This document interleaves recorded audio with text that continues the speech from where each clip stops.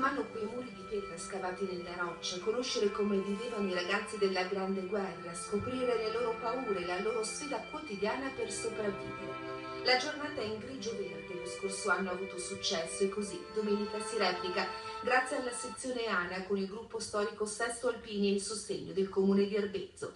Un'intera giornata tra le trincee di Malga Pinocchio, l'ecomuseo sopra Malga Lessinia, riportato alla luce grazie all'impegno di decine di volontari veronesi. Camminare dentro le trincee è come vivere la storia che scorre tra i camminamenti, sentirla attraverso le emozioni ed emozionarsi. 100 anni fa qui ragazzi, anche solo da poco maggiorenni, hanno vissuto sopportando il caldo, il freddo, la fame. Giovani strappati alle loro famiglie, costretti a inforcare il fucile per sopravvivere. Un tuffo nella storia per coinvolgere i giovani d'oggi e far conoscere, dicono gli alpini, la nostra storia. Un appuntamento didattico, un modo diverso per imparare.